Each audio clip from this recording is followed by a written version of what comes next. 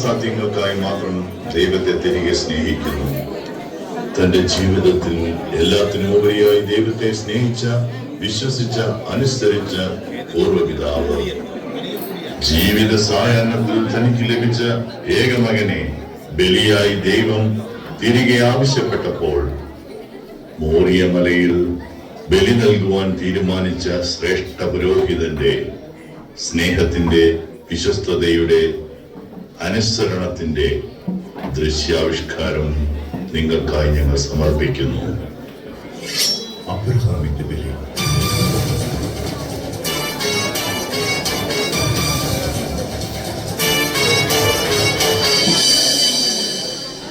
വാർദ്ധക്യത്തിൽ അബ്രഹാമിനും സാറായ്ക്കും ദൈവം കനിഞ്ഞു നൽകിയ മകൻ ഇസഹാക്ക്.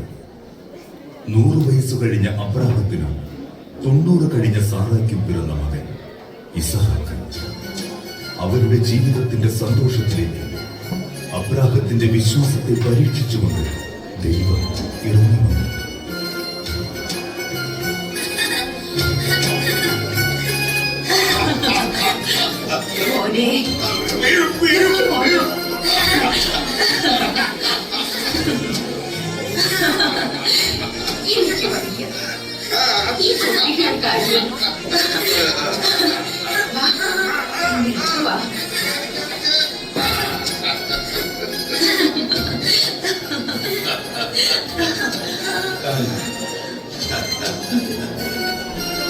വാർദ്ധക്യത്തിൽ ദൈവം നമ്മോട് കാണിച്ച കാര്യം,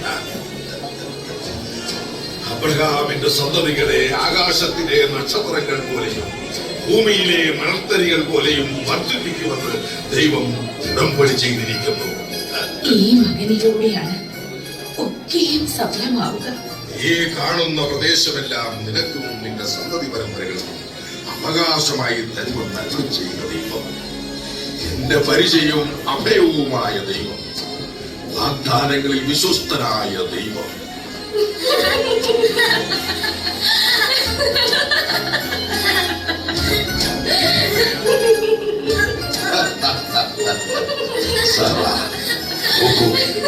ആസിമാരോടൊപ്പം ഇസഹാക്ക്.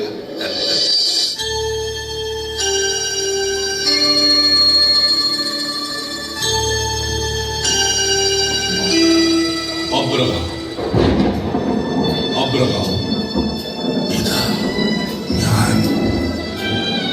അബ്രഹാം, ദൈവമേ, കൽപ്പിച്ചാലും നീ സ്നേഹിക്കുന്ന നിന്റെ മകൻ ഇസഹാക്കിനെയും കൂട്ടിക്കൊണ്ട് മോറിയ ദേശത്തേക്ക് പോകണം. കർത്താവേ, മോറിയായി ഞാൻ കാണിച്ചു തരുന്ന മലമുകളിൽ നീ ഒരു ബലിവേദി ഒരുക്കണം. ആ ബലിവേദിയിൽ നിന്റെ മകൻ ഇസഹാക്കിനെ എനിക്കായി ദഹന ബലി അർപ്പിക്കണം.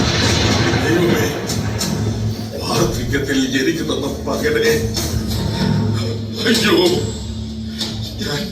ഞാൻ സാധാരണയോടെന്ന് പറയും, ഞാൻ എന്റെ മകനോടെന്ന് പറയും. ദൈവമേ, ഈ അബ്രഹാമിനോട് പറഞ്ഞ വാഗ്ദാനങ്ങൾ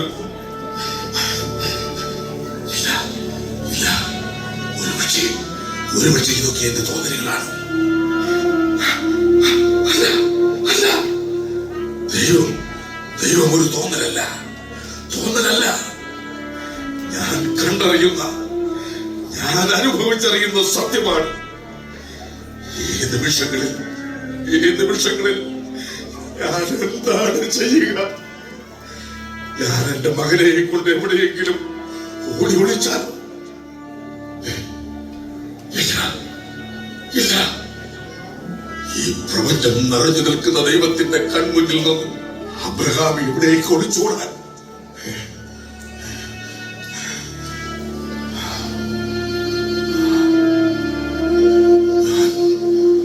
ഞാൻ എന്റെ ദൈവത്തെ അനുസരിക്കുന്നു.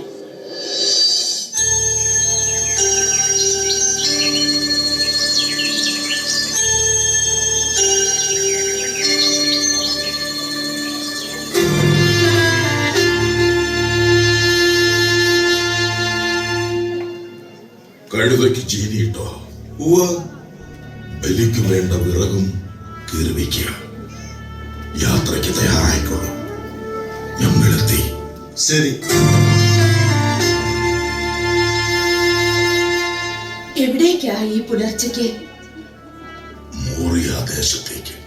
മോനെ ഒപ്പം കൂട്ടുന്ന പതിവില്ലല്ലോ. പിന്നെന്തിനാ ഇസഹാക്കിനെ ഒപ്പം കൂട്ടുന്നത്? ഇസഹാക്ക് ദൈവത്തിന്റെ മകനല്ലേ? ദൈവം തന്ന മകനല്ലേ? ദൈവത്തിന് ഒരു ദഹന ബലി അർപ്പിക്കണം. അതിന് സന്തോഷിക്കുകയല്ലേ വേണ്ടത്? എനിക്ക് സന്തോഷം. മനസ്സോടെ ബലി അർപ്പിക്കണം, പൂർണ്ണ സന്തോഷത്തോടെ. എങ്കിലേ ദൈവം പ്രസാദിക്കൂ.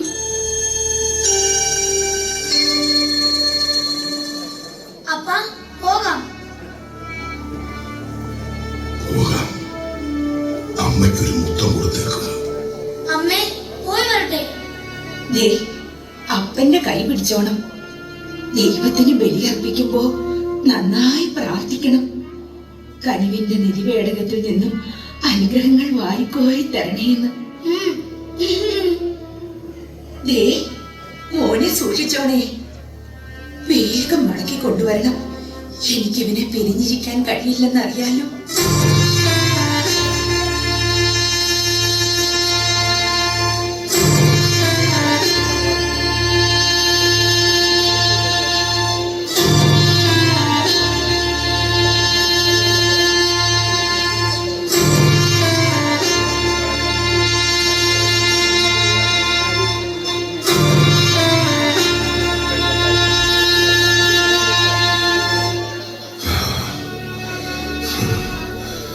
നിങ്ങൾ ഇവിടെ വിശ്രമിക്കുക. ഞാൻ മോനോടൊപ്പം പോയി ദൈവത്തെ ആരാധിച്ചിട്ട് മടങ്ങി വരാം.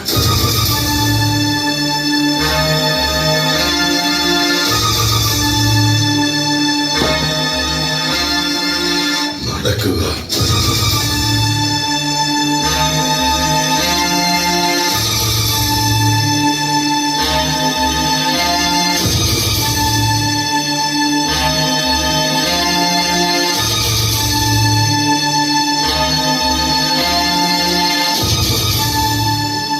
അപ്പാ, നമ്മൾ ഒരു കൂട്ടം മറന്നു. തീയും വിറകും കരുതിയപ്പോ ദഹനബലിക്കുള്ള കുഞ്ഞാടിനെ കരുതിയില്ല. ബലിക്കുള്ള കുഞ്ഞാടിനെ ദൈവം തരും. 100-ാം വയസ്സിൽ എനിക്കൊരു മകൻ ജനിക്കും. സാറ ഒരു പുത്രനെ പ്രസവിക്കും എന്ന് ദൈവദൂതന്മാർ പറഞ്ഞപ്പോൾ സാറ ചിരിച്ചു. എനിക്ക് വിശ്വസിക്കാൻ കഴിഞ്ഞില്ല. ദൈവം വാക്കു പാലിച്ചു. അദ്ദേഹത്തിന് അസാധ്യമായിട്ട് ഈ ലോകത്ത് എന്താണുള്ളത്? നീ അബ്രഹാമിന്റെയും സാറായുടെയും മകനല്ല, ദൈവത്തിന്റെ മകനാ. അബ്രഹാം തേരാഗിന്റെ പുത്രനല്ല, ദൈവത്തിന്റേതാ. ഈ ലോകവും അതിലെ സമസ്ത ജീവജാലങ്ങളും ദൈവത്തിന് അവകാശപ്പെട്ടതാ. മനസ്സിലാകുന്നുണ്ടോ മോന്? മനസ്സിലാകുന്നുണ്ട്. ഇസഹാക്കിന്റെ അവകാശി ആരാ? ദൈവം. ആ ദൈവം നിന്നെ മടക്കി ചോദിച്ചാൽ അപ്പാ,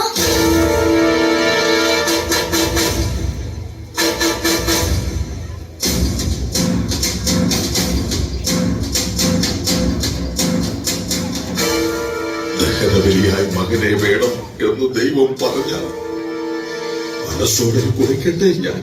അപ്പാ.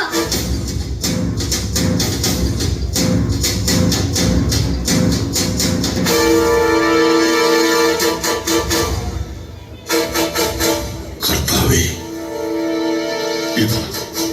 ഇതാ ഞാൻ ദഹനബലിയായി എന്റെ മകനെ അങ്ങേക്ക് സമർപ്പിക്കുന്നു.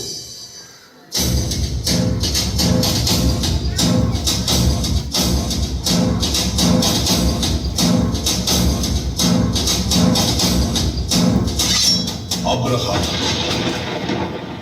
ഇതാ ഞാൻ. കുട്ടിയുടെ മേൽ കൈവയ്ക്കരുത്. നിന്റെ ഏകപുത്രനെ പോലും എനിക്ക് തരാൻ തക്ക വിധം നീ എന്നെ ഭയപ്പെടുന്നു എന്നെനിക്ക് ഉറപ്പായി. അതിനാൽ ഞാൻ നിന്നെ സമർത്ഥമായി അനുഗ്രഹിക്കും. നീ മകനേക്കാൾ മറ്റെന്തിനേയും കാണും എന്നെ സ്നേഹിക്കുന്നു. നിന്റെ വിശ്വാസം എന്നെ രക്ഷിച്ചിരിക്കുന്നു. ലോകാവസാനം വരെ നീ സ്മരിക്കപ്പെടും. ശത്രുവിന്റെ നഗര കവാടങ്ങൾ നിന്റെ സന്തതികൾ പിടിച്ചടക്കും.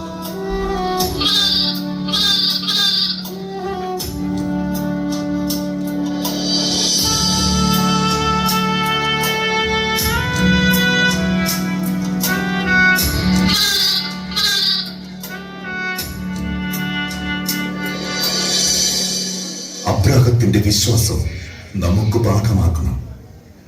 ലോകത്ത് മറ്റെന്തിനേക്കാൾ ദൈവത്തിൽ വിശ്വസിക്കുന്നവരെ ദൈവം സമൃദ്ധമായി അനുഗ്രഹിക്കും.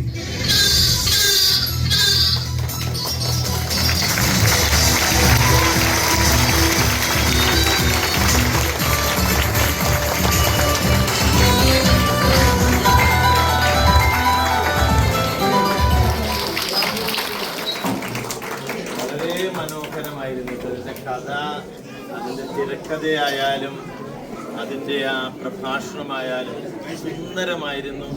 This is what we call catechesis. കേട്ടോ,